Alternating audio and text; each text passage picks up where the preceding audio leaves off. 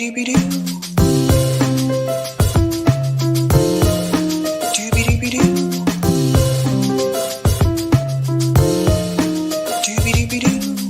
host, Sabrina Salvati.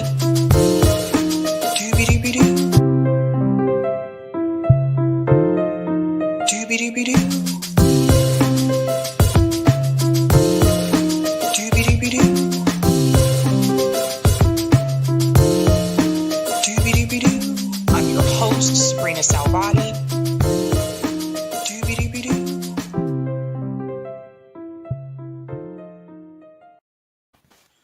All right, ladies and gentlemen, happy Friday. We made it to the weekend. All right, guys, welcome to Sabby Sabs.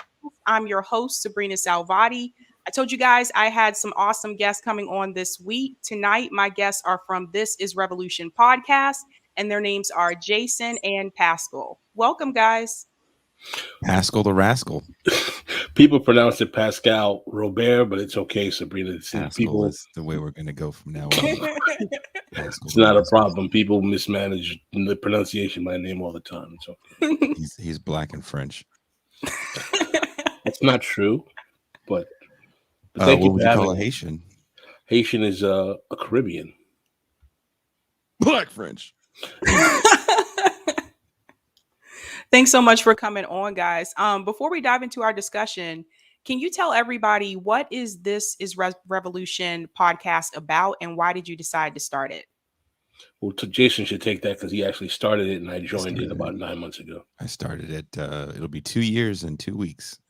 I started it. First of all, I'm a musician. I usually actually put up my band name, but didn't bother this time for some reason. As something to do from downtime when I wasn't touring. I was touring about 6 to 9 months out of the year, so I was gone a lot. But in that touring, met a lot of people. Definitely spent a lot of time in the middle of the country in what are known as B markets. And I don't do music. I do like kind of crazy loud rock music. So I'm kind of always in these shitty, depressed white areas, and it really started changing the way I was looking at the world politically. And when I came home, I definitely wanted to do a show, and I thought my band would want to do it with me, and they thought it was kind of a silly idea. Then the pandemic happened, and the show kind of took off. That was kind of the impetus. That was the impetus. I wanted to do the show, talk about music, but always bring in some sort of left perspective, use music as a way to bring people to the left. And also definitely a big focus was to reintegrate my people, Black people, with a left political tradition that I think is missing in today's discourse. So when I did an interview with the great Cedric Johnson, that led me to do an interview with the great Touré Reed, which Touré definitely, after our 6-hour conversation, brought up Pascal Robert, and then it's been a beautiful friendship and show relationship ever since. For me, I basically, before I started working with Jason on This Is Revolution podcast, I generally had been writing for primarily Black Agenda Report, and I know you had several of my co-writers from Black Agenda Report, and I've been writing for Black Agenda Report pretty much over 10 years as of now. And my work has appeared in other places, Washington Spectator, All Hip Hop, All Huffington Post as well. But generally, I had been writing in Black left publications for quite a long time. And my interest in starting a podcast was also rooted in the fact that I felt that the Black left tradition that has been such a long part of Black political discourse going back, I would argue, to the 19th century with the Colored Farmers Alliance, even maybe going back to abolitionists, is something that had been intentionally neutralized in the era of Obama and post-Obama, and portray and part of a long continuum of Black politics being shifted from normally being in the left the left flank of the liberal democratic coalition to moving to the right flank or the neoliberal flank, and now having a large basis of white and multicultural progressives to its left. And that's a crisis that Jason and I talk about as well.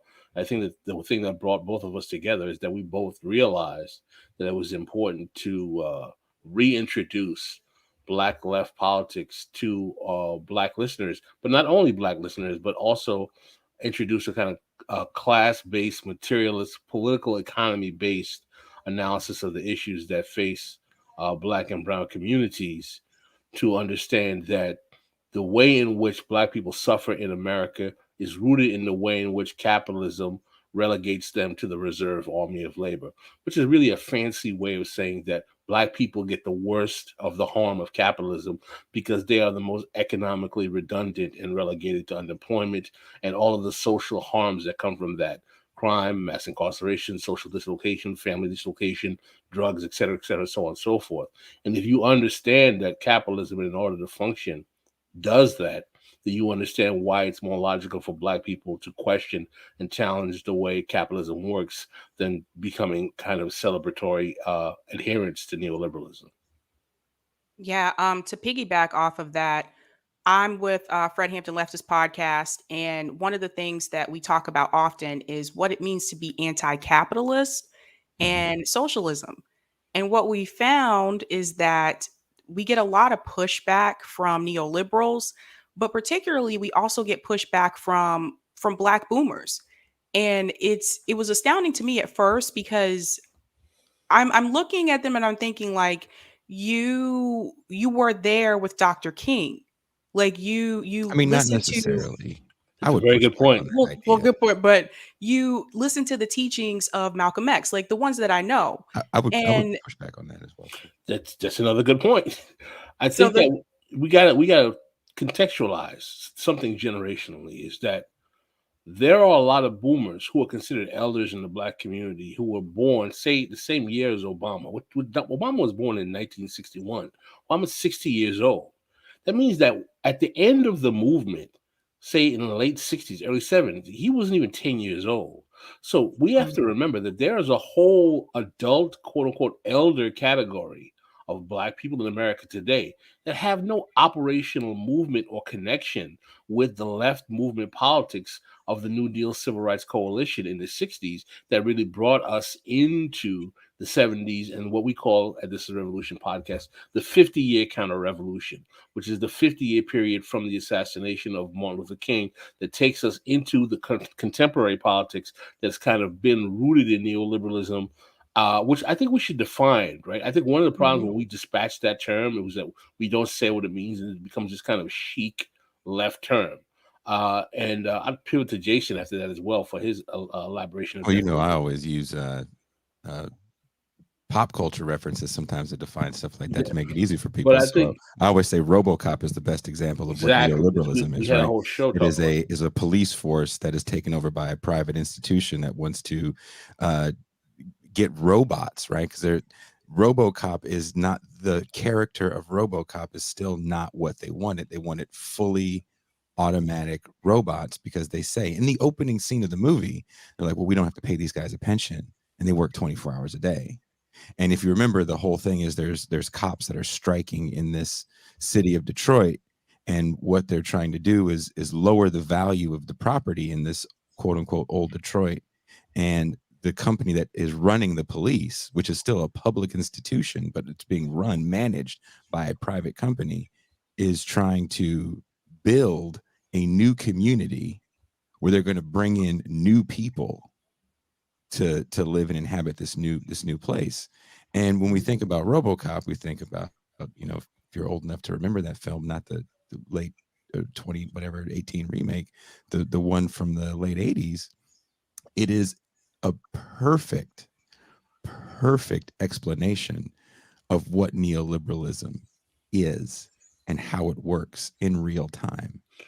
So we're talking about private institutions running public goods. Yep. Charter schools is another great example of the neoliberal project. So to say you're a socialist and say you get pushback from neoliberals, well, you're supposed to. I'm a Giants fan. Dodgers fans are supposed to hate me. You know, I'm a criminal. The cops are supposed to hate me. That's the way it works. That's the system. Yeah, So Mhm. and part of the thing that part of the problem with the lack of political education we have in American society is that we don't understand that this was a bipartisan decision on the part of the lords of capital and the ruling class as a result of the kind of crisis of capitalism the United States was facing in the early 1970s and late 60s to move to an economic model where literal government functionality and the concept of public goods governance was gutted in order to surrender the functioning of government to private corporations and private actors, while people still pay taxes, but yet have their services being under the auspices of companies that can cut those services because they don't have fiduciary connection to the public because they're not elected officers, they're not public goods entities. So this process of neoliberalization, hypermarketization, of privatization of all of the government functionalities of all public spaces has helped facilitate the crisis of capitalism we saw in the 2008 crash, and now the persistent crisis of capitalism we see today. And I think part of the reason that we still have large segments of black, I would say upper middle class boomers. I wouldn't even say so much it's generation. I think it's a class divide. I think, yes, older black folk who were beneficiaries of some of the race first programs that came out of the 70s, minority set asides, affirmative action, and so on and so forth, who felt the increase in the black middle class after the civil rights movement. They're like, well, I don't understand, the system worked for me. But with under 40 black folk who aren't feeling as many of those benefits, and also working poor and underclass black people who were always marginalized and did not get those benefits, who tended to be the largest segment of the black community, they are really starting to question the system. And I think it's causing a significant kind of political disruption in how we explain what the phenomenon of black politics is in the context of this kind of discontent with the function of the traditional political alliances black folk have had in this country. But it is a bipartisan consensus, and I think that's something that we kind of fail to realize. I mean, would you say it starts with Carter in the I think 80s? I think I've read scholarship that convinces me that it really starts with Nixon. I would say the way in which Nixon has to kind of get off the gold standard, to move away from the Bretton Woods Agreement, which was a traditional economic standard that comes out of World War II that lasts into the late 60s. I And then think his pivot to China. I think that exactly, Jason. I think that the economic way in which the United States had to confront competing with Germany and Japan in the post-civil rights era, combined with not being able to maintain hegemonic control of the global economy, demanded that they pivoted to a new economic model that basically took away from the capacity of government to be the social planner that it was in the post-New Deal era. But I feel like that some of it is generational because, like, I just did a millennials panel, Mhm. and we were talking about how, like, what the message that we get from some boomers, not all, but from some boomers, that they did it so we can do it too. We need to pull ourselves up by the bootstraps, and not thinking about the fact that look at the economy that we grew up in. Like, I went through the '08 housing crisis. Like, my parents didn't have student loan debt. A lot of us, like millennials, we have a lot of student loan debt. And so sometimes I do feel part of it's generational. But the question that I have is, how did we go from, like, as black people, how did we go from Malcolm X, Martin Luther King, who were both anti-capitalist, to moving towards this neoliberal model where we're praising Obama and we're praising Joe Biden? This is kind of basically like the subject of my book, right, Jason? She's basically. I mean, I think first of all, I would say that we talked to a boomer last night, and we talked to another boomer regularly, Adolph Reed. We talked to Michael Albert. I talked to Harvey J.K. constantly. I could list off the boomers that I talked to that would vehemently disagree with that point. I think back to the class aspect, if you're talking to certain middle class people that look at the world through the lens of the comeuppance of their generation, they don't get it. My ex's father never understood why his daughter, who made more money than him, can't afford to buy a house. even at a 6-figure salary in California, because of inflation. She paid for grad school on her own, which cost her 6 figures or close to it.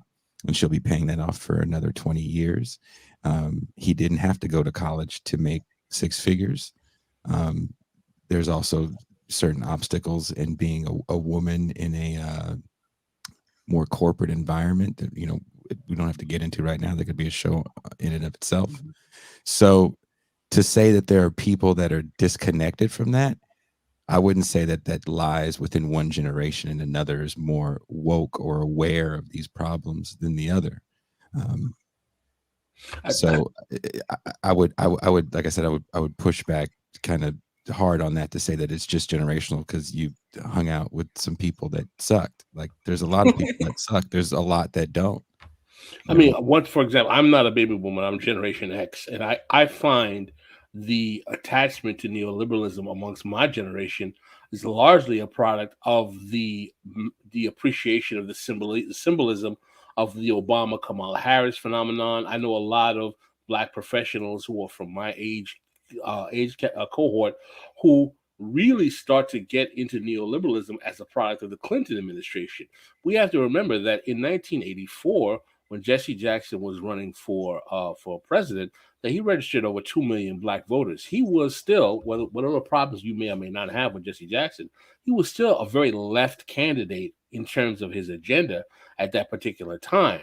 So when you ask the question of how exactly did Black politics get from this position, 1972, Gary, that's the answer to your question. Anti-capitalism, I would go to, there's a great documentary on the 1972 Gary Black Political Convention. And if you're not aware, for the audience who may not be aware, starting in 1967 to 1972, members of the early Black political class, as well as Black movement activities, started having these annual political conventions to kind of chart off the future of where Black politics and Black political thought would go. There were still a lot of radicals who challenged capitalism, imperialism, the state of Israel. You had people coming out of the Black Power movement, in other words, the Black Panther Party, and so on and so forth. And you also had this newly developing kind of a cadre of Black elected officials. Let's not forget that the Congressional Black Caucus, I believe, was founded in 1971.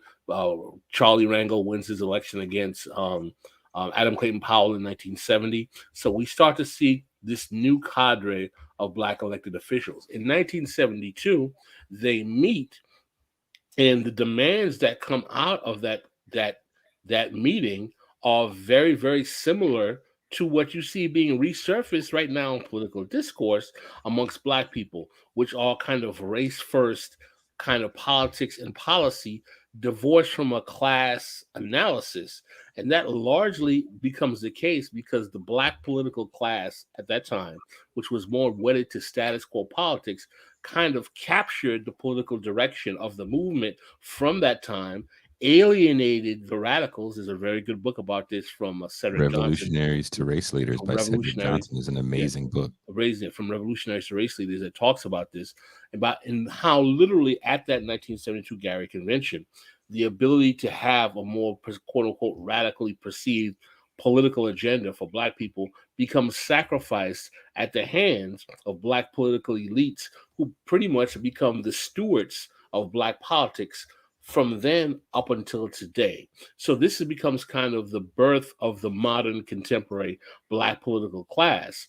And even though in the 70s, when we start to see the development of Black mayors going into the 80s, some people may be too young to remember, there was a time in America where every major city in this country had a Black mayor.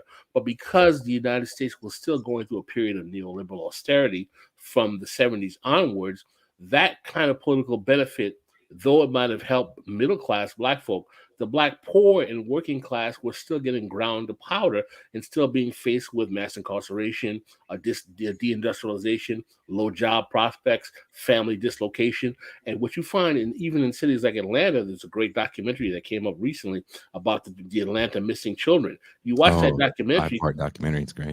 How people were celebrating the Maynard Jackson administration. To this day, Maynard Jackson is considered this great political achievement for Black politics.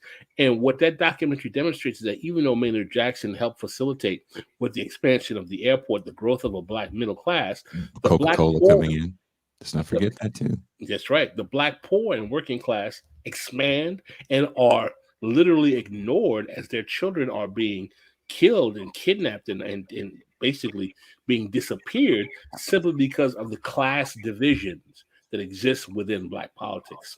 So to answer your question, I think that it's not as much generation. It is generational to an extent, but it's also more about the class makeup of the worldview of the individuals you see within the black community. And because the black political class controls what we call the ideological superstructure of black politics, they tend to create a more, in today's terms, conservative neoliberal political agenda that, in order to serve the interests of the parties that they're a member of, is not interested in seeing a class-based politics that's more willing to challenge capitalism. I would add this to the Andrew Maynard Jackson part of your description of the black political class. Also, in the early 70s and late 60s, with the introduction of all the quote unquote Great Society race first programs, you get black people actually getting into the workforce and getting good middle class government jobs, if you will. So you have places like New York where the public sector, this middle class of black folks that have come up through these programs, their voting block is aligned with the black poor that need these programs to survive, right? Now you look at a place like Atlanta, and it's private capital that is creating this black middle class, the airport, Coca-Cola, all these major businesses that are coming in. They're not aligned politically with this black poor. The black poor is not the sustenance that they need, right? That is a blight on the excellence of their movement, if you will. And for anyone that wants to kind of read more on it, Ebony Magazine, of all magazines, has their archives up. And we were doing a show on called The Crisis in Black Politics. And I went through the archives of Ebony, and there's an issue from August of 73 that has like Marxist explanations of the problems with these race first programs that we're still dealing with. Racial democracy, the great Preston Smith calls it, opposed to social democracy. So when we talk about the intersection of class and race, because this is something that's come up oftentimes, where some people feel like that we shouldn't mix the two. For example, the subject of standardized, huh?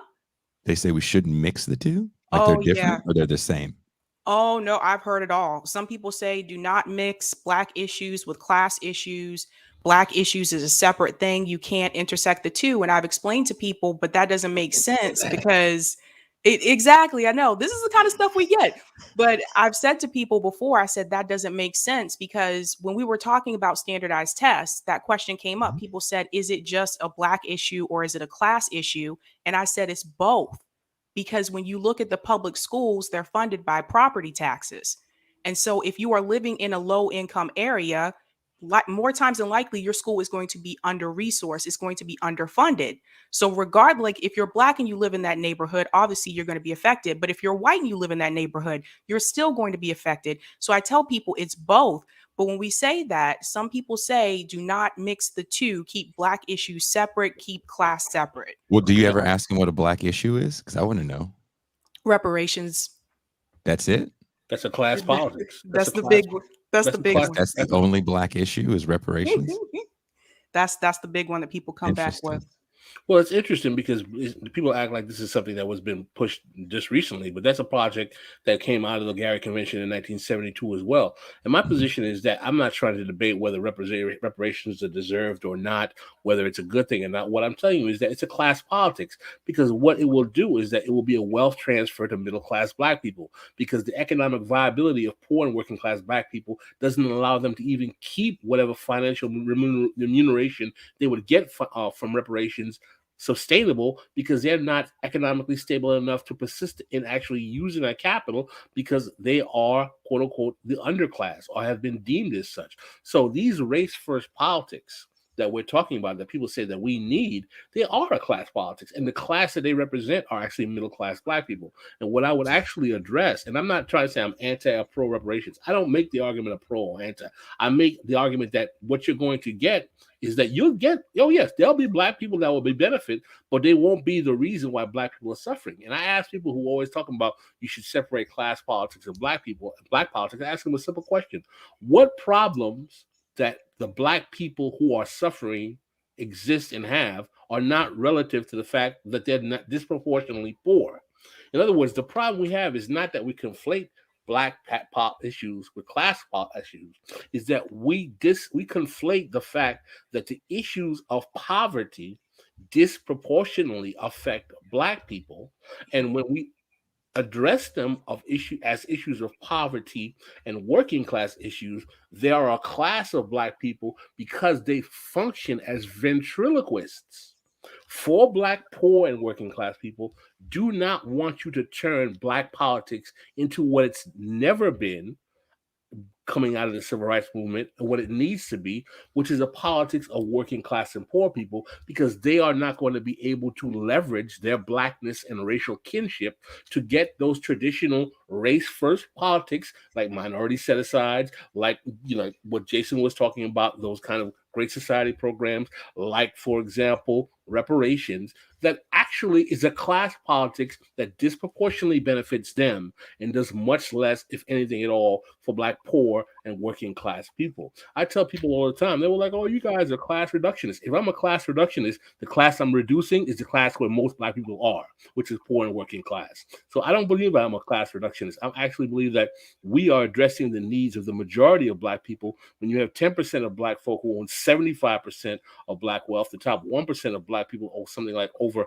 80% of Black wealth, then what we have is that we have an internal misappropriation of wealth distribution within the Black community. For as much as people want to talk about disparities, no one ever wants to talk about the disparities of wealth and resources that exist within the Black community, which in many ways are even greater than the ones that exist within the white community. But yet we want to talk about the disparities between Blacks and white. But the thing is ironic is that the top 10% of whites own over 75% of white wealth as well. So basically, are we arguing between people living in projects and people living in trailer parks? Because the bottom 50% of both Blacks and whites have pretty much relative nothing, except even though whites tend to have still more wealth than Blacks, they're still relatively poor. So what exactly are we fighting over here when we realize that the elites of both races have most of the wealth, even though the top 10% of Blacks have much less wealth because we don't have as many Jeff Bezoses and anything else? The problem is that if they still own 75% of the wealth and the top 10% of whites own 75% of the wealth, that means the bottom 75% of Blacks and whites are fighting for the scraps of 25% of their wealth.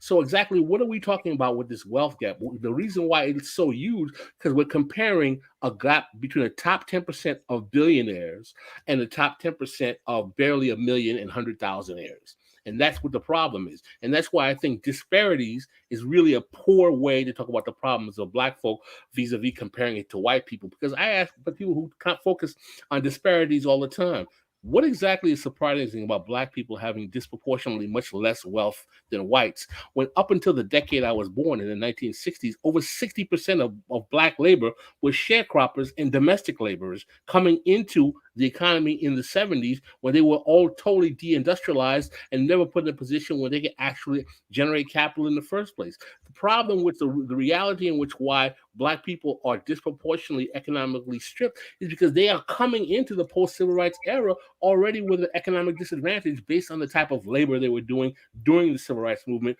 during most of the Jim Crow era. For those who like to romanticize those periods, it was like, oh, we used to have our own business. Most people were doing the same kind of work they still used to do when they were slaves, picking cotton and working as maids in white people's houses.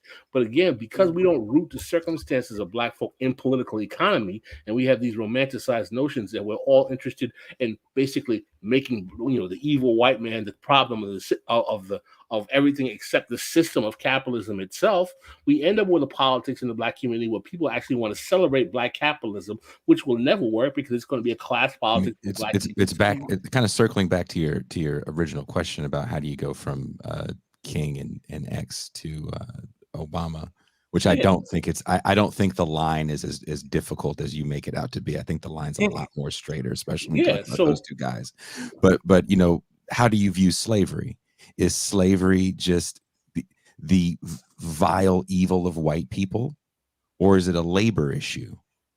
If it's not a labor issue and it's strictly a race issue for you, you're when I'm being constantly labeled, missing the point. it's about extracting resources. In other words, I put a question up one time. Someone asked, if Black people were not valuable to the system of capitalism in the transatlantic slave trade. In other words, if Black people just came to the shores and just died, like Native Americans died in the community, in other words, they could not be profitable, would they continue to be imported for the purposes of slavery?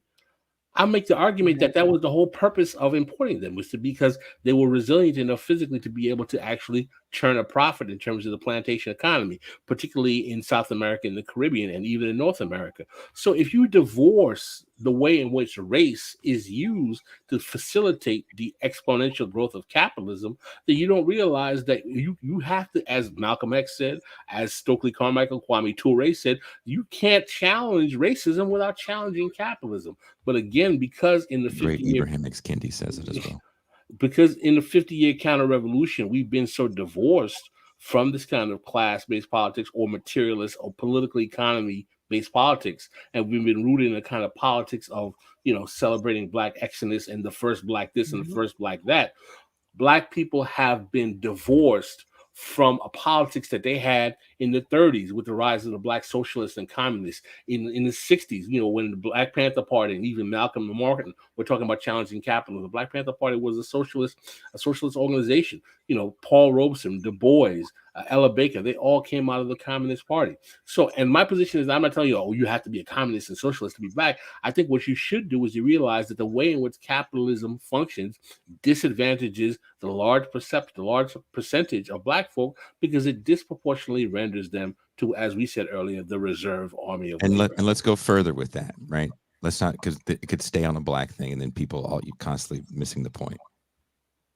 The same thing can be said about our Latin brothers and sisters. They also become the reserve army of labor. Correct. When the factory closes in Ohio and there's nobody and there's no jobs for all those white people, they become the reserve army of labor. It is capitalism that you should be at war with, not race.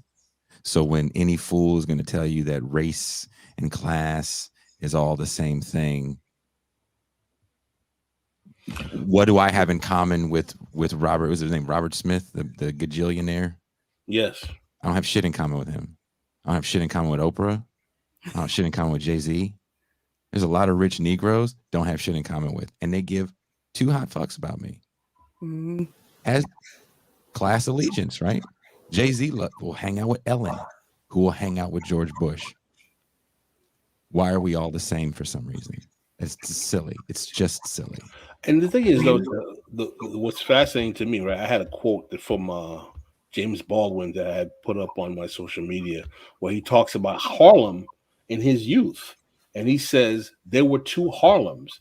There were a class of Black folk people who lived on Sugar Hill, and there were the rest of his ilk of people. And he talks about how when he was growing up amongst his people, he was scared of the people on Sugar Hill, that he didn't want to approach them. And for them, they didn't even want to act. They wanted to completely ignore his class of Black people. They were like, pariahs to them. And this is, in the 30s, 40s. So the notion that somehow class division amongst Black people is not an issue is usually a discourse of Black elites who leverage Black suffering to get policy concessions from the ruling class to help position themselves more effectively in society, while generally those Black poor and working class that they are being racial ventriloquists for get almost nothing or little to nothing.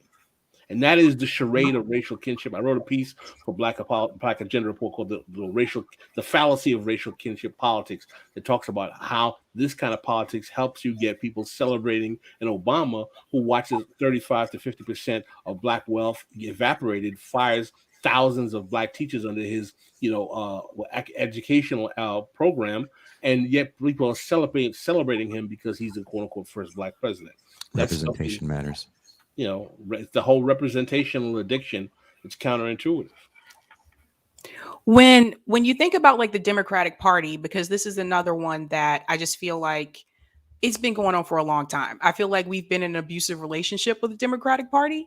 And I've been advocating for people to support more direct action and mutual aid because those are things that I've seen actually work to help people in the community and not necessarily rely on politicians to get these things Can done for mutual you. aid help more people than a Medicare expansion to lower the age? Yeah, but they're not going to do it. Like that's the thing. Like the Democrats, they're not. They already told you. Joe Biden already said if Medicare for all comes across I his didn't say desk, he's Medicare going to for all. I just veto said it. an expansion. Let's talk about like just lowering the age to 55. That's going to help millions of people. That's going to help more people than mutual aid. Not that I'm against any sort of mutual aid. You're talking to a person that works. My For belief- Yeah. It will help more people, but it's still not helping everybody. And I Okay, think but that's the what problem that I policy have. have you seen in your lifetime, that has helped everybody on either side of the aisle, Democratic or Republican? And we'll even take it back to the Whig Party. Like, what policy have you seen other than the abolishment of slavery and maybe the New Deal? And those policies still had problems. Well, the New Deal still didn't help everybody. Yes, I'm saying they still has Yeah. problems. So no, I haven't seen it. That's the problem. And Okay, so like well, that's the pushback that I have against the Democratic Party because I feel like, for example, when Biden was running against Trump and Mhm. people came to me and they said, "Well, if you don't vote for Joe Biden, that's a vote for Trump. If you vote third party, that's a vote for Trump." And I'm like, "Well, no, like voting for Joe Biden isn't going to make things better for black people either." well, And my that's the position notion is, I want people to well, why don't to we get that out of before their you head. answer, Pascal? Hold on, before you answer, Mhm. let's pull back and not talk about presidential elections for 1 second, because I think the problem is we talk about presidential elections and we forget state and local elections. So what are you in Boston currently? I am. Are you from the hood? Are you from Boston? I'm not. Everywhere I say is a hood. You could be in a nice neighborhood. I would call it the hood. It's just me. I'm not saying you live in the ghetto. What area of Boston do you live in? I live like 20 minutes outside of Boston. I do now. Do you know where Somerville is? I lived in Somerville too. Okay, I spent touring. I spent a lot of time in that area, in the Cambridge area. Pascal is in Miami, Florida. I'm in currently somewhere in the central coast of California. We have local politicians that affect our lives as well. And when the discourse is constantly around presidential elections, we're missing the point, because one big thing that is kind of taking up a lot of oxygen that I see in political discourse is, for example, the Texas abortion ban. Mhm. That's not a Joe Biden thing. That's not a Donald Trump thing. Those two guys have nothing to do with that. When we talk about Black people having to fight again for voter rights, that's not a Joe Biden thing. That's not a Donald Trump thing. It's not a Barack Obama thing. That's a Georgia thing, right? So let's have a conversation now, not about Joe Biden or Donald Trump. And let's have a conversation about local politics and what we can do to help. Because I don't want to talk about Donald Trump or Joe Biden. It's kind of a dead horse. It's not really interesting. None of us are going to say anything that's going to change the way those people think. We all watched Joe Biden tell Black people to shut up and take what I give you when he was running for office. So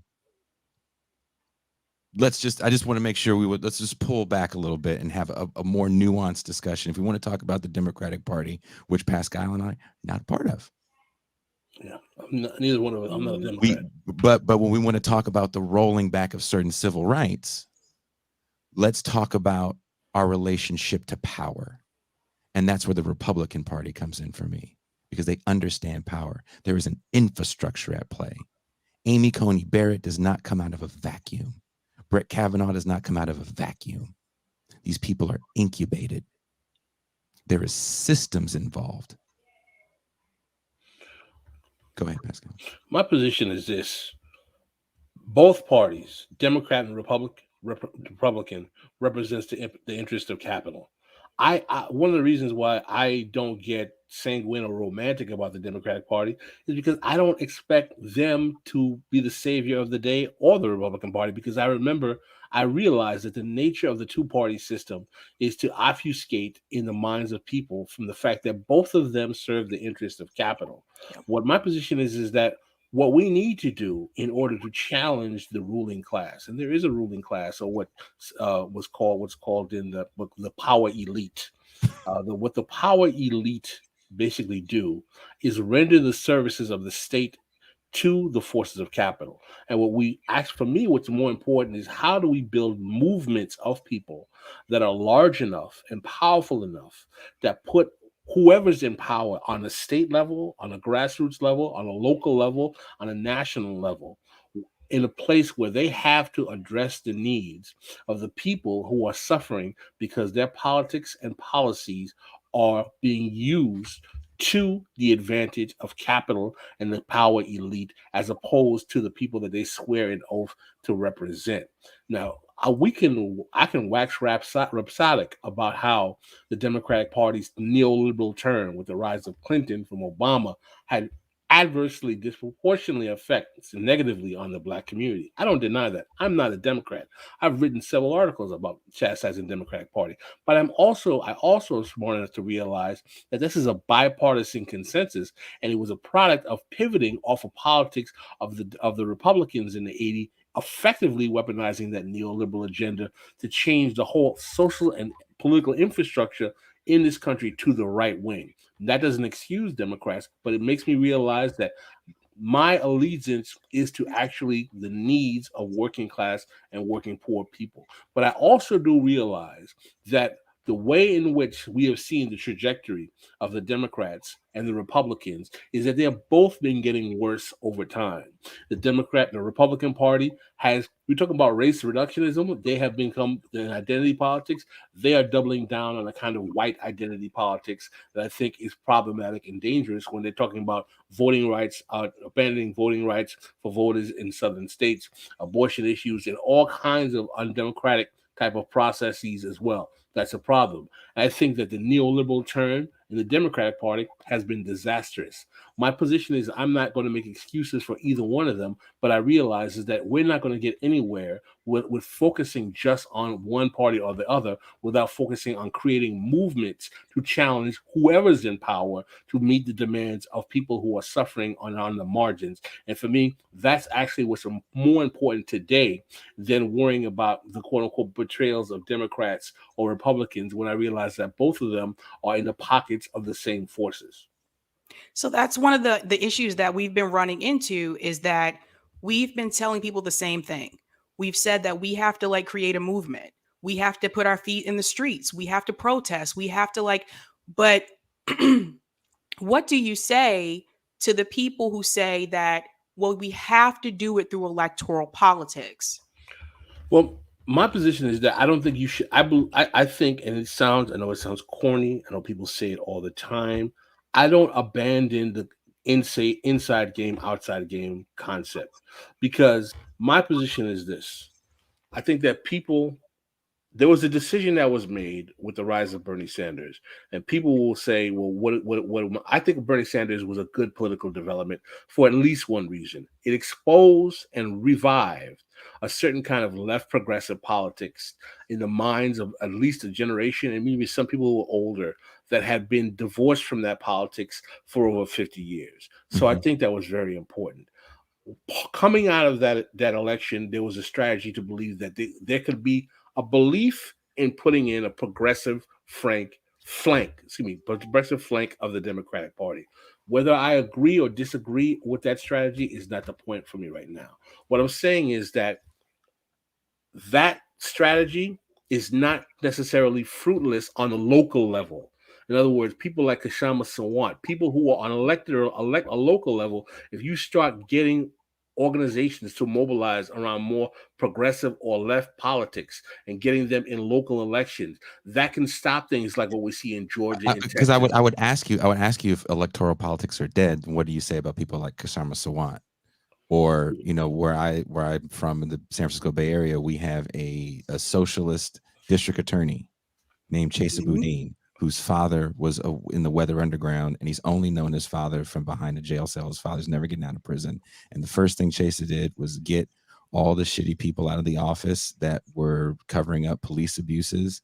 He let some people out that that wasn't very favorable, but because there is no real movement around things like that, then he has to spend the rest of his term fighting to stay in. And he comes from the public defender's office. And there's a few people in different major metropolitan areas that are running like that. Sheriff is an elected position, and I don't think people understand that the sheriff is kind of a paperwork position. The sheriff is the guy that's in charge of kicking you out of your goddamn house. So what if you did have progressive, leftist, socialist sheriffs? We have Angela Walker is a part of our show, who was the Green Party vice presidential candidate. She ran for sheriff in her native Milwaukee against that really horrible black dude that always goes on Fox News. I can't think of his name. He's got the shitty goatee and the cowboy hat. She ran against that guy. But, back to understanding, power. And I'm not saying that electoral politics is the end all be all. What I'm saying is it's very easy to feel disillusioned when you lose. And when you want to win, is the win shutting down a freeway for a day? Because the bad news is that's not a win. That's self-aggrandizement, and ultimately you're jerking yourself off because the police are just waiting for you. They're like, friend of mine, huge organizer, big time organizer in the Bay Area, told a very funny story about how they chained themselves to the fucking tractors and shit to shut down a drilling project. And they didn't drill that day. And they celebrated and high-fived, and they knew they had won. And the crew just waited because they were like, we'll be here tomorrow. You guys will be gone. So when we say things like we want to protest, we want a movement, and I'm not saying don't do those things, because who doesn't want a movement? But when we look at the political, our officials, representative democracy is a bit of a problem, right?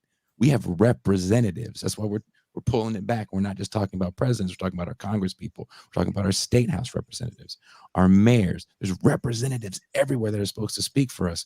But is there really a movement that those people that are supposed to be progressive can lean on when it comes to power? I helped with the Shahid Buttar campaign. He's a friend. Love him like a play cousin out here in the Bay Area. I knocked on hundreds of doors for him, but he was up against one of the most powerful people, fuck gender, one of the most powerful people in politics, regardless of party. A woman that had a luncheon and raised like $80 million in a day for the party. You're going up against power. And his movement got crushed by what? Bullshit rumors. Yeah. You're going to tell me that the person that could take out one of the most powerful people in politics gets a movement crushed, gets his campaign crushed with rumors. Everybody loves to shit on AOC. She's not my favorite person in the world, but I just don't care about talking about her. But I just want to bring up this point. We had one of the people that actually helped her get elected on. And he said she won because Joe Crowley got 9,000 votes. And she got like, what, 13,000, Pascal? 13, 15,000. So like yeah. The district had 1 million people in it. We have to realize, what's really going on in the political sphere, because I think we put a lot of pressure on people, because when there is no real movement, what then happens to the people that comes out of the movement that get into politics? You get consumed by the machine. That's a hell of a machine to get consumed by. You got what, 8 cats in there that are supposed to be somewhat progressive out of 400. I think But I think this is the thing, though. I think that I'm not against I'm not like against electoral politics, but I do think we need to try another way, and that's not running within the duopoly. So I'm 100% for third party candidates. Mhm, And Shama Sawant, she's a mhm, socialist. mhm. And I always tell people on this show that if you're going to support electoral politics, you should look at local politics first. It's little things like it's like running for mayor and even running for city council. And I know some people feel like city council, they're like, that's not a big title. I'm like, they control the budget. So these positions are just as equally important. But I think I think for people like me, where we are starting to lose hope and lose faith, is that it seems like every time it's another person, whether it's locally or whether it's nationally, and Mhm. we're told that they're running grassroots and we're told that they're going to be different. And every time they get in, even here in Massachusetts, and especially in Boston, every time Mhm. they get in, they're just like the ones that came before them. Well, the question becomes, what is the sustained movement that you had that got them Yeah. in that can put pressure on them to call them out if they You can betrayed the people that supported them? you can say the same thing about countries like Peru. I mean, everybody wanted to, fly a freaking flag and do some sort of socialist victory dance over Pedro Castillo, but he's not the first socialist president of Peru. He's not even the first socialist president in the last 20 years of Peru. What My does the movement look like that got him in there, and how is it going to support him for any policies he wants to push forward? When we talk about city councils, say this to the next genius that tells you that city councils are just whatever positions, even beyond controlling the budget. Los Angeles, the city council is the most powerful in the country. They control housing. That's, I think, maybe the largest skid row in the country in LA. Mhm. And it became part of the Gavin Newsom recall. A very big part of the discourse was that city council also is kind of powerless. Well, they had to make some laws to change it. They were powerless against who became the police chief. That's why Daryl Gates was in there so long, and the guy before him was in there so long. And you had like a history of these overly racist police chiefs in Los Angeles. You get the weaponizing of police forces in 84, or actually right before 84, before the Olympics, with a black mayor, Tom Bradley, trying to clear out the hood for the Olympics. When you watch a movie like Colors, 1988, 89 movie, Sean Penn, Robert Duvall, Ice-T did the soundtrack, right? We all remember Colors. In that movie, you see a police force and a sheriff department in Los Angeles County when they were at their peak that are unmanned and outgunned against gang violence.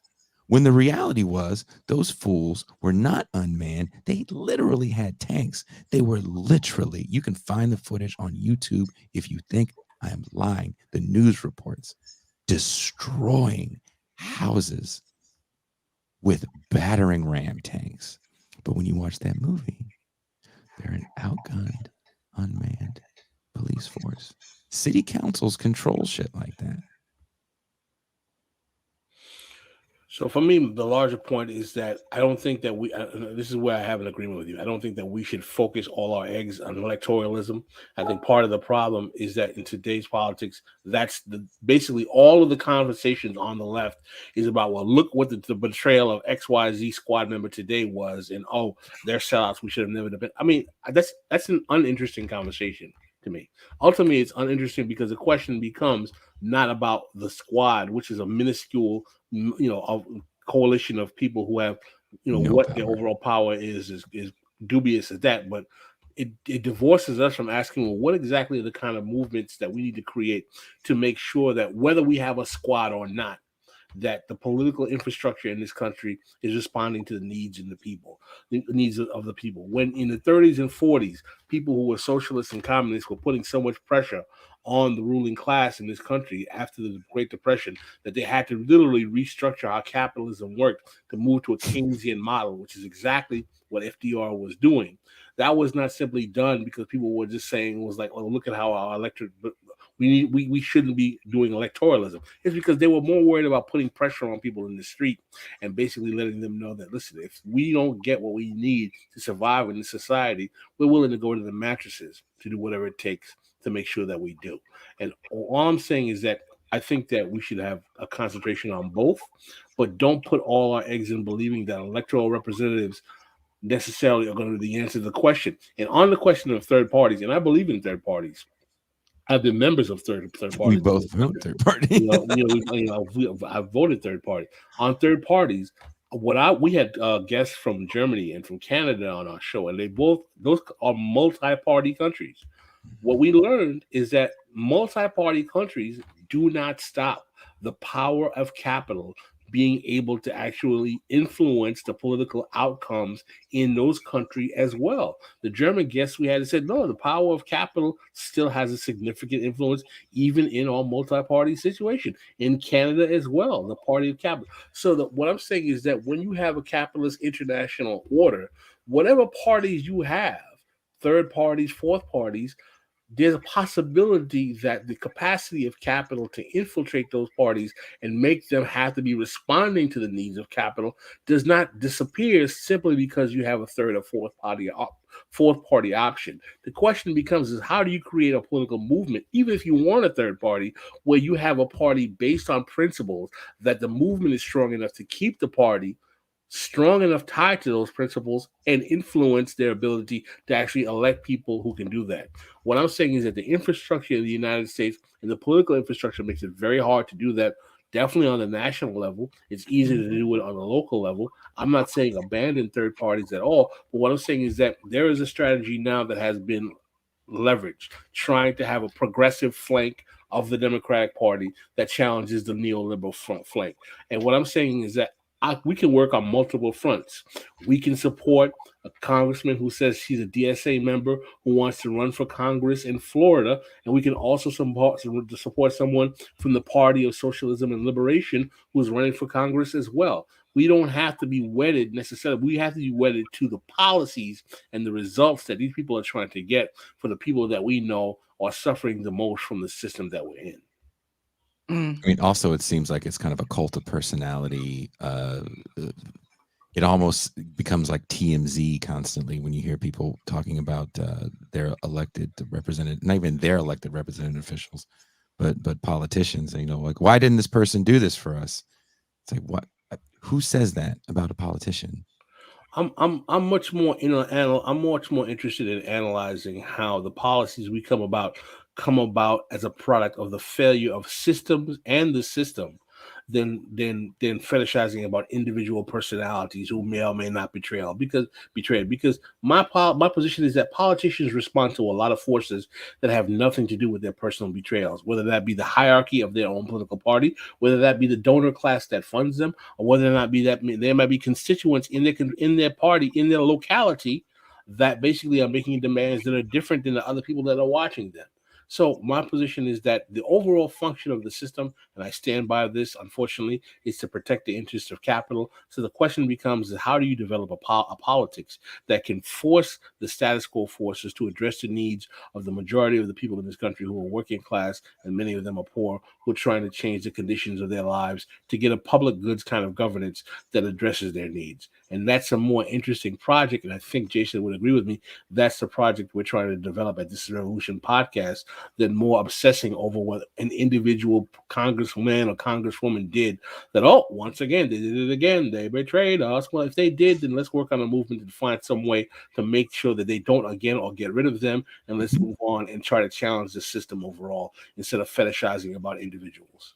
So in reference to changing the system and creating a movement, how do you feel about a general strike?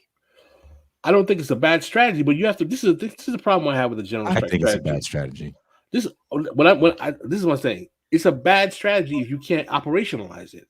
Saying a general strike without realizing there are certain states in this country who are right to work states where even talking about striking is illegal. In a large scale basis, to me, is not the best way to address a problem. Just saying general strike or having a general strike without understanding the actual labor realities of state by state in every state and what the labor laws are and the capacity for unionization and what exactly they are in those states, to me, is just throwing out, it's just throwing out meat. It's cosplaying revolutionary when you don't really understand anything revolutionary. It's throwing chum into the ocean. What I'm saying is that Having a movement means organized enough that you have people on the ground in each state. They're talking about, they understand what the laws of the state are relative to actual labor and workers, and what is the capacity to weaponize workers in those states to be able to force the political establishment in that state to meet their demands. When we have a kind of federalist system where we have a federal government and state governments saying you want to have a general strike against whom, for what? The state legislature or the federal government? Who exactly are you trying to extract policy from? If you have a general strike and you have workers in X state who are only affecting what happens in that state, why do you expect the federal government to respond? What I'm saying is that a general strike is not something that is ideologically bad. What I'm saying is that it's just saying it without having done the operational research and strategy on the ground to actually make it even remotely tangible, for me, is just simply saying, well, you're just kind of throwing out chum into the ocean. Amazon couldn't even unionize in Alabama. The oil fields are non-union workplaces. I mean, we're talking about a general strike is something that takes a general strike. I mean, first of all, since 2019 and since the rise of COVID, there have been strikes all over the country. We actually have had a period of massive amounts of strikes all over the country, of people trying to get labor trying to get their employers to address their needs. And some of them may have been successful, many of them have not. Why? Because again, the ruling class and the powers of the political establishments are still interested in representing the issues of capital. We are in a situation right now where we have a crisis in this country. We have a crisis not only because of where neoliberalism overall, but because of COVID, in which we have the political establishment having to try to manipulate the economy in a way that they try to deal with where exactly are we in this neoliberal trajectory. Are we post-neoliberalism? Are we going to put in some Keynesian economics? These are just fancy words to say that, are we going to go with the same privatization model that we've had for 50 years? Or are we going to try to abandon it? And I think that what we have right now is the current administration is basically playing it by ear. And they realize that because of the perception that the Democrats have been the worst managers of neoliberalism because of NAFTA, because of GATT, because of mass incarceration, they realize that they have a crisis of legitimacy. And what the right wing is doing is that they're benefiting from that crisis of legitimacy, but at the same time offering no solutions. And simply, even though this has been a bipartisan consensus for almost 50 years, they're basically saying, see, the Democrats betrayed you again, well, they're not going to offer you anything to improve your material conditions either as well. So what you end up doing is that basically we have a team that's not necessarily responding to our demands, and we're blaming them when the other team is just as culpable for getting us in this position, and are basically putting us in a position where we're not trying to leverage power effectively to change the will of the people we have in power right now, who we know that have been betrayal, who have betrayed the agenda of the quote unquote working class that they claim that they represent. We know the Democratic Party has been full of crap about that for a while, but at the same time is that this right now we're in a political space where we have a progressive flank of that party that is inoperational. The better question for me, though, let me finish this point, is that why is it that the fulcrum of Black politics, who represents a constituency that is disproportionately affected the worst by neoliberalism, why is the fulcrum of Black politics supporting this neoliberal agenda and not coalescing around the progressives? Because if you want to ask what will make the progressive agenda more effective, I guarantee you if the Congressional Black Caucus got behind the progressive caucus in the Congress and Black people actually supported these DSA candidates taking over Congress, the Democratic Party would be more attentive to the needs of what progressive want to get in this country. But because they can use the pretext of having Blacks support them on the neoliberal flank, then they feel that they are safe enough to betray Black people as much as possible, because Black people are not in the faction of the Democratic Party that threatens the Democratic Party. That's why I say all the time, the biggest threat to the Democratic Party in the 2020 election before the rise of Trump, in their mind, wasn't Trump, it was Bernie Sanders, and neutralizing him. And I'm not trying to say I'm trying to praise Bernie Sanders, is because they realize that the last thing the neoliberals in the Democratic Party want is a progressive working class agenda that deals with the issues of poor working class people. The main way to operationalize that is to try to find a way to do the political education to get Black people to stop being so lodged in the neoliberal flank of the Democratic Party that they infiltrate the progressive flank of the Democratic Party and force the neoliberal centrists to coalesce around the issues that progressives are demanding. To me, that's Mm. more of a strategy than simply saying AOC bad. How do we do And that? I We got I to got go I into got these places. We Yeah, got to I go. gotta push back on the general strike, and I gotta tell you why.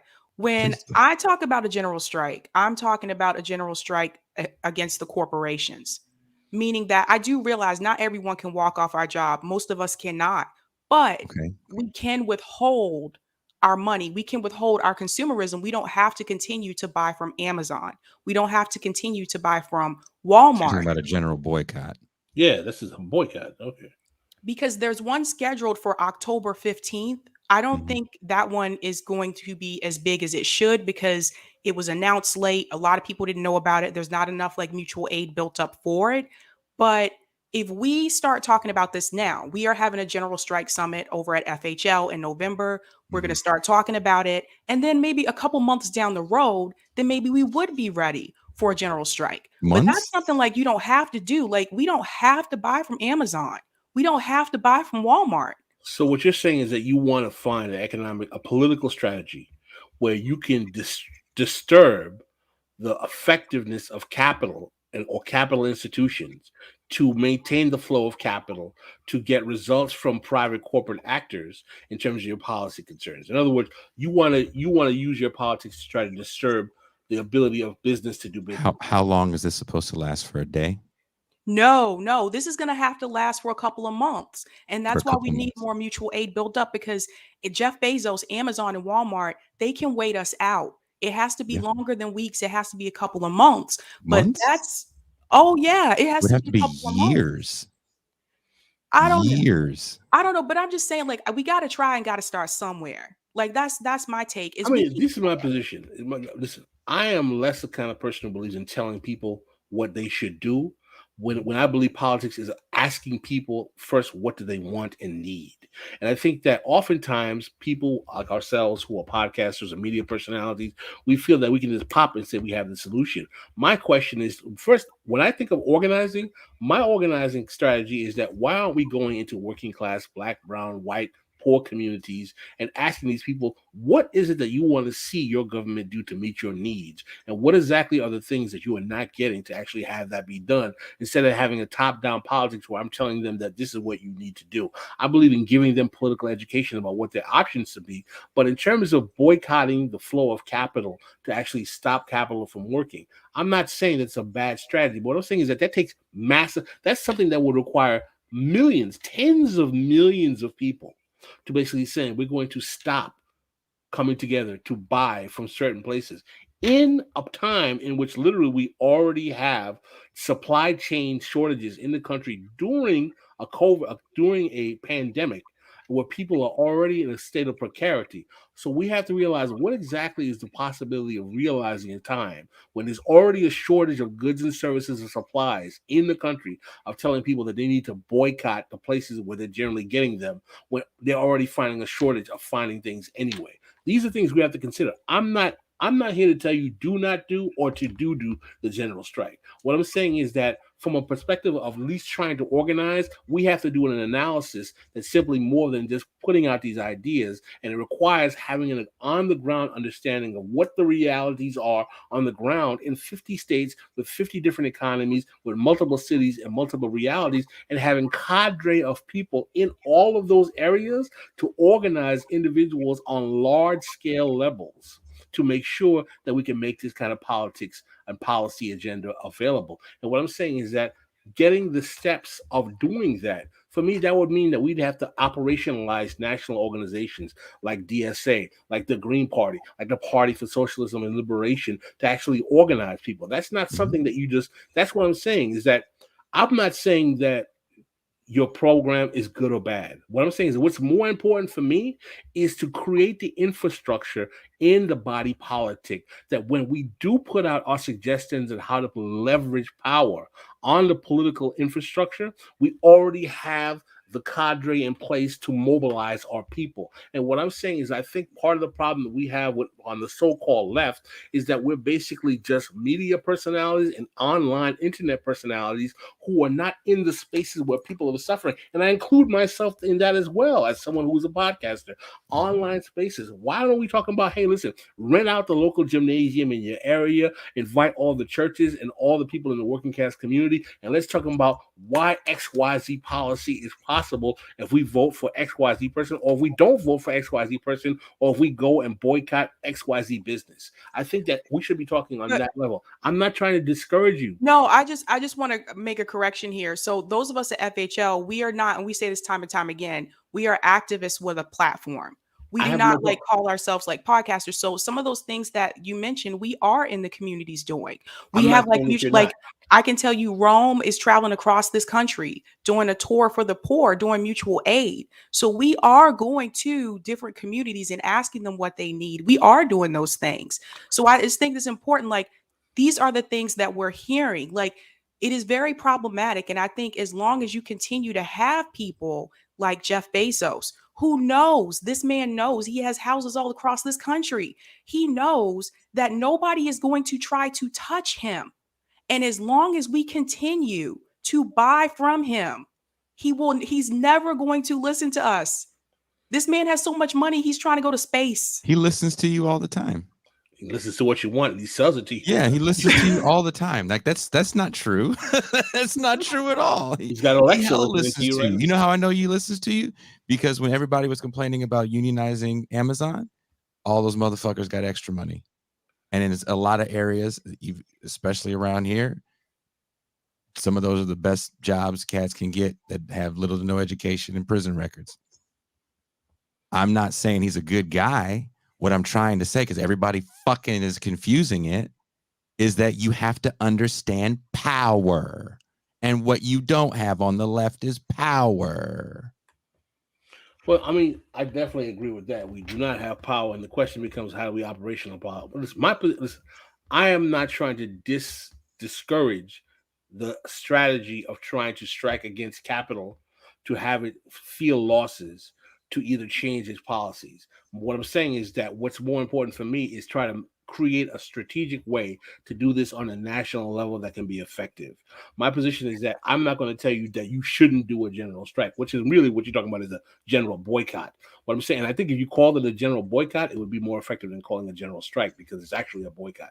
But if you actually talked about how we should boycott XYZ businesses because of XYZ policy and found a way to operationalize. Hold on, Pascal. LME is saying in the chat, we have to address this shit. Well, if you don't go to work, Jeff Bezos has no power. Who the fuck's not going to go to work? I'm serious. Who has the ability to not go to work? Let's just be real for a second. Bus drivers here in Massachusetts that have decided to stop going to work because they're not going to deal with the mandates and they're not going to deal with like working in that environment. It's happening all across this country. People are just walking off the job because they don't want to deal with this. But how long can they do it for? Do they have a union that's helping them while they're gone? It's very different than Amazon. And we're talking about Amazon. We're not talking about bus drivers and unions. So if I'm a $19 an hour worker, check guy from Amazon, that could be in a right to work state like the one I'm in here in California, can I afford to walk off the job to give Jeff Bezos the middle finger for a week or 2 or 3 or a day? Again, I want to make this clear. My position is not to tell you that you should not operationalize a political strategy you want.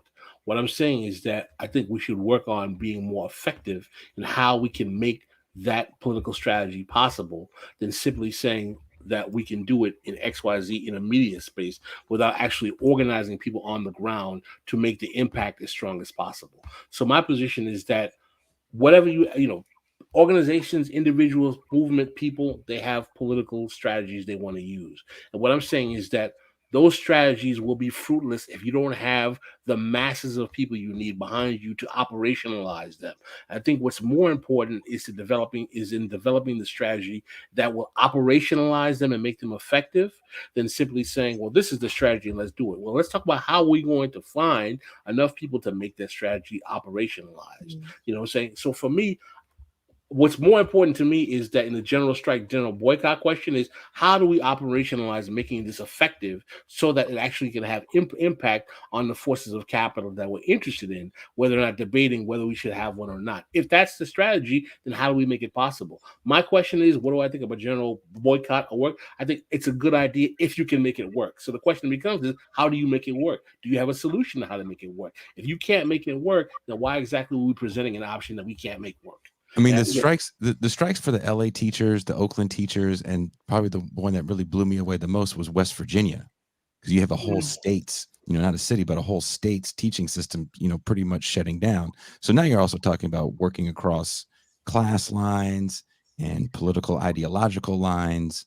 And in cases like LA, the asks weren't just for smaller class size and more money and better benefits. It was like, look, we can't afford to live where we teach. This is a problem. There were definitely economic asks as well.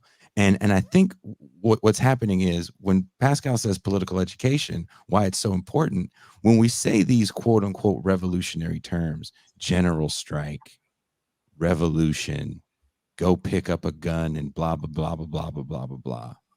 It's almost as if you call yourself a Fred Hampton leftist, one of the best clips of Fred Hampton is him talking about why he didn't think that the SDS and weatherman strategy made sense because people could get hurt when they so it's wanted to blow up. customistic. Yeah. It's folly. It's child's play. It's we had Fred Hampton's lawyers on, and they talked about that. We played that clip for him, and they talked about that as well. And you see this reporter trying to goat Fred Hampton so hard, and he won't do it because he understands that when you're going up against the man, as they called it back then, motherfucker's powerful. So how are you going to address power? And what are your demands for power? So I'm not against striking. Of course not. What the fuck would I be against striking? But it's just to just yell out general strike, but it's a general boycott. But is it a general strike? Like, I don't know. I don't want to buy shit from Amazon, but I'm poor. And sometimes I have to. I can't, you know why I can't find shit anymore? Because Amazon has destroyed places like Radio Shack. That's so for my a person point. like me, but again, so for someone like me that needs those things that I used to be able to walk down the street and get, I got to go to Amazon now, unfortunately, or something like Amazon. Is it better to go to Alibaba? Are they really that much different when it comes to worker rights and human rights violations? Is Amazon going to have a phantom parent company that you go to that you don't know it's Amazon and you're buying your shit from there anyway? These are behemoths that have their hand in everything. And I'm not, and if I sound fatalistic, I apologize. But there's just a much bigger picture of power that we want to look at. And we say things like mutual aid. It's like, okay, well, how is that going to work on the Amazon scale? Especially when there's a lot of people that really use and need Amazon. And Amazon's a fucking horrible company. Chris Smalls was one of the early interviews I did, and I thought it was amazing to talk to him because what made him very interesting to me in that interview was Amazon is what kind of revolutionized him, if you will. But it wasn't because of it was because people were dying at his facility when COVID hit that he was like, there's a problem here. But other than that, no COVID. Let's be honest, no Chris Smalls. Again, my position is that the strategy is as good as its ability to be implemented. If you can make the strategy implementable, if you can make the strategy available to get the results you want, then go with the strategy. I'm not trying to tell you that a general boycott or strike is a bad concept. What I'm saying is that what is more important for me is how do we create the structure to make such politics real? And what I'm saying is that we have all of these ideas in these spaces called the left, and we don't realize that we're not organizing people in the spaces, in the sizes that we need to actually be able to implement the forces that we're trying to fight and challenge. And what is more important to me is to try to find a way to organize the people effectively, but we actually can make these kind of demands or make these kind of means of trying to actually challenge capital. I think challenging capital and challenging the force of corporate forces is a good thing. I think it takes more than simply just putting out the idea. It takes massive, massive, massive amounts of organizing on a national level. I remember that after the Stand Your Ground debacle in Florida, after the Trayvon Martin, I remember there were people saying that we boycott the state of Florida. We're going to stop buying oranges. There were people, I was remember talking to Bruce Dixon, he was like, well, you're going to boycott a state? We're going to stop buying oranges? You're going to not send your grandma money who lives in Florida? Again, great idea in terms of the rhetoric, but how do you operationalize something like that to make it real? People right now are talking about boycotting the state of Texas. Do you get to select where your oil comes from and saying, okay, my oil comes from Texas, I'm not going to buy it because of the abortion situation? What I'm saying is that what's more important for me is to having ideas that are operationally effective, that can really make the changes we want and stop us seeming like we're just simply sloganeering. And I'm not accusing you of that, Sabby. That's not my point. What I'm saying is that let's talk about making the structures possible to make our politics relevant instead of us being constantly troped for being people who just shoot out these quote unquote radical ideas without having the plans and the infrastructure to make them possible and real. I think that we should try to concentrate on making them possible and real and developing the infrastructure to make them effective, besides just simply putting out these quote unquote lofty ideals without doing the work to operationalize the ground troops to make them effective. Well, I think about one of the most successful movements was the civil rights movement. And I know that required a lot of people. And I know that was not easy to do.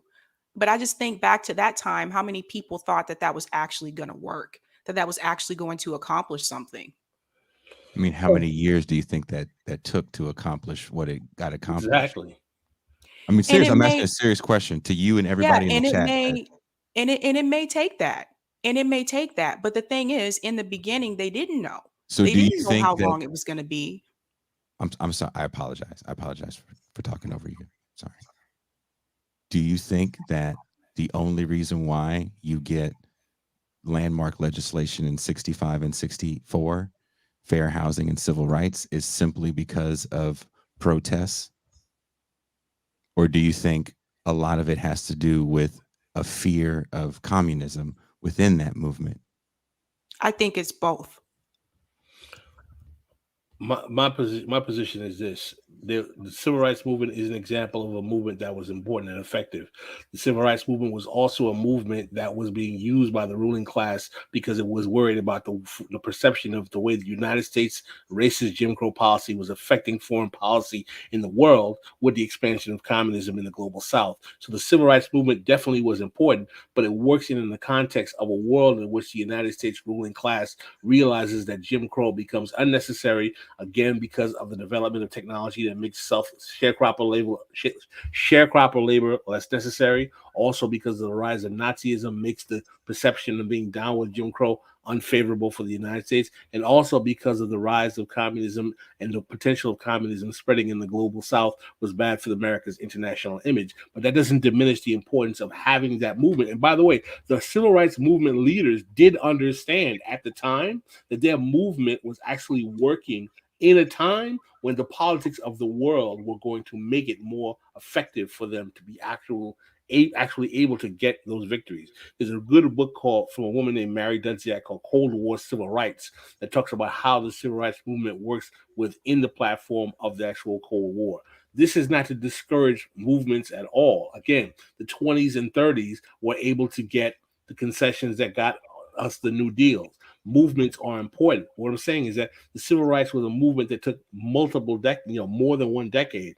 It took a long time, and it took massive planning and massive organization, and it was people who were actually mobilized people nationally in individual spaces, in their churches, in their locales, in their locations. That takes human organizational capacity. And what I'm saying is that my goal is not to discourage any of your political aspirations in terms of what your agenda is with the general boycott, general strike, or whatever you choose to call it, is that we have to find a way to operationalize the kind of dedication to a movement to make even something like a civil rights movement real. And I think that our concept of what movements are today, that are these internet kind of hashtag concepts of movements, is really divorced from the reality of what it takes to actually to operationalize and make a movement actually happen. I mean, through the civil rights movement, actually, because of the passage of the civil rights movement, you actually get the rise of the Southern politician, which is something that no one likes to talk about. So you get Bill Clinton and Jimmy Carter, Dixiecrats, which was what they were called before, which was, you know, a bad word before.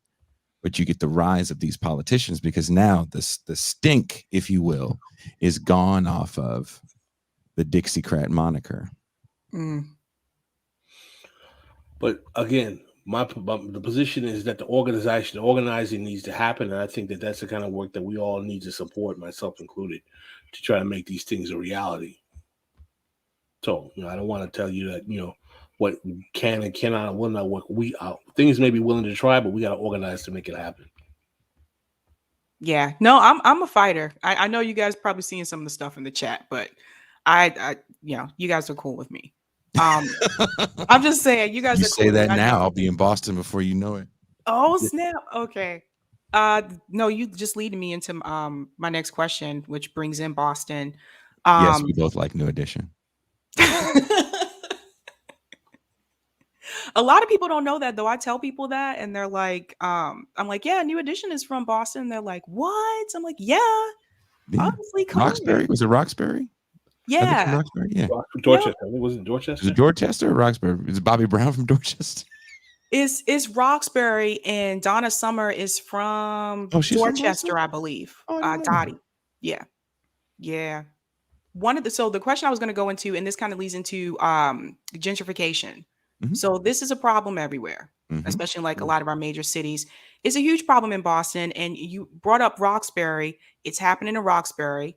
Pascal, I know you were here in the 90s. I don't know the last time you've been to Boston, but to make a long story short, a lot of the predominantly Black neighborhoods here have greatly changed. And Dorchester has also been gentrified. So, what can we do as a community to try to push back against gentrification?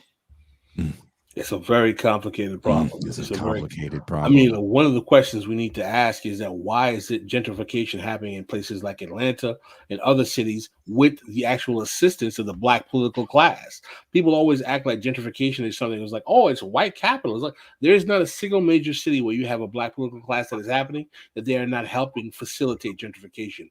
They signed on to HUD-6 programs during the Clinton era. They signed to all kind of development deals because they actually get money from developers. And in many ways, you'll find Black political actors that are actually working in concert with developers to help facilitate gentrification. This is happening in DC. This is happening in Atlanta as well. So that's one question we need to ask, is that why is it with the Black political class of our communities in our own cities, some of which we even had Black mayors, all of a sudden Black people in those communities are facing gentrification? I mean, how we deal with gentrification for me is something that is a very complicated issue. I'm not a specialist in that area, but I think that for me, it has to deal with what kind of housing demands and how do you confront the real estate lobbies in your area, as well as the pro-growth policies that many urban cities actually face. And it's going to be something that's going to take a lot of movement activists who specialize in housing and real estate to try to find. We had a guest on who actually on our show who talked about gentrification. Randy Shaw's coming back. Yeah, who talked about how state subsidized housing or requesting state subsidized housing might be a way to actually, or low income or affordable housing might be a way to actually challenge gentrification in certain areas. But that's a complicated fight, and it's going to need to be multi-tiered. But I think a part of the problem we have to realize is that people who we believe are on our political side are not the ones who are necessarily representing our interests in that battle. And I think Atlanta is a perfect example of one of those places where that's the case right now. I mean, I'm in California, so I follow the news here, and the LA Times is probably one of the best, if not the best, publication to read about gentrification if you want to understand it from like the political level of how it works. And when we talk about electoral politics, this is really where those city councils come into play when we talk about building affordable housing. In California, it is massively expensive to build out affordable housing. So one of the problems that you have in a place like California, and I can only speak for California, is sometimes when the developers will actually build out the housing, you only have to keep poor people in it for so long. It's not forever. So once your term is up and maybe you got some assistance to build it from the government, you can kick those people out. And we had a young lady on from the LA, she actually was a founder of the LA Tenants Union. And they were doing, rent strikes to stay in their building, which was they had outstayed their term for their affordable housing, whatever money the builder had got to build the building and do whatever renovations he needed. And he wanted to get them out to get, a better class of people in.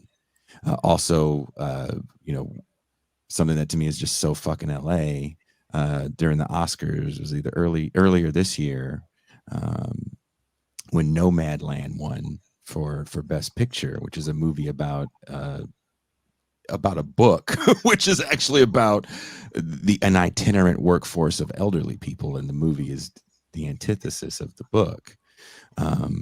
Very pro Amazon movie. You should watch it before your general strike and get all fired up and shit. Fucking love it.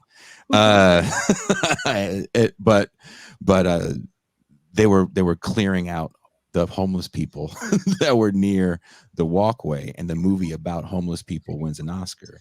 The real estate lobby was actually funding a program that was going to snatch up all these people on Skid Row and just throw them in whatever temporary housing they could find, be it the hotels that the governor set aside, be it temporary shelters. They were going to throw their shit. They just didn't care. We just need to snatch them up. And luckily, there was enough of a pushback by activists, back to your mutual aid point, there was enough of a pushback by activists that it forced a judge to actually read an article that the founder of the LA Tenants Union wrote about this move in the first place.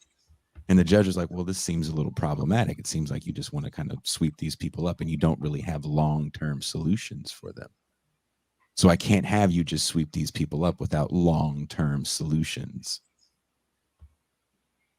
So the gentrification and housing problem in general is a very complex issue, because the real estate lobby back to power is extremely powerful wherever you are. And those are the ones that are always pulling the strings on affordable housing. So there's a LA Times podcast they did, and there's actually an article, if you want to read it, about an abandoned motel not far from where I am now in Southern California. And homeless people were living in the parking lot. And so, of course, people push, why don't we turn this into housing? So somebody won a contract to build affordable housing out of this abandoned motel that people were living in the parking lot. By the time the final plans got approved, before the woman even broke ground, it was going to cost $1 million per unit to build affordable housing. So between NIMBYism, right, not in my backyard, which every city in America faces, a real estate lobby that's got their hands in generally every city council you can imagine, and generally a lot of areas don't have very powerful movements to push back on those two things. LA is an interesting place to me because they have a pretty strong community that gets involved enough to stop a lot of the displacements that we see, but they don't stop all of it. And you can see it. There's definitely footage of it. I don't know if you follow the Moms for Housing in West Oakland, was it last year, where they were occupying empty houses that were owned by corporations. And the police came in, the Oakland PD came in with like tanks to remove these moms and their small children. The press was so bad that they said, look, we'll let you stay in here for a month. And they're like, no, that's stupid. Why would we only stay in here for a month? Fine. And this, because the city had said, we actually have a few good city council members. And one of the city council members was like, we'll buy it from you with the land trust so the city can own it. And eventually, because it got really bad press, when CNN is running constantly police officers with guns pointed at little children, that's bad press. They said, fuck it, take it. But now we're looking at standing capital buying single family residences throughout the country. There was a story in Business Insider not too long ago. A whole development, usually, you sell off one house at a time. No, venture capital bought the entire development. So that's kind of the war that we're up against. And then also throw in there that there was a law they're trying to pass right now in the Bay Area to not build duplexes where you have single family residences. Duplexes are going to help with affordable housing as well. They can help, right?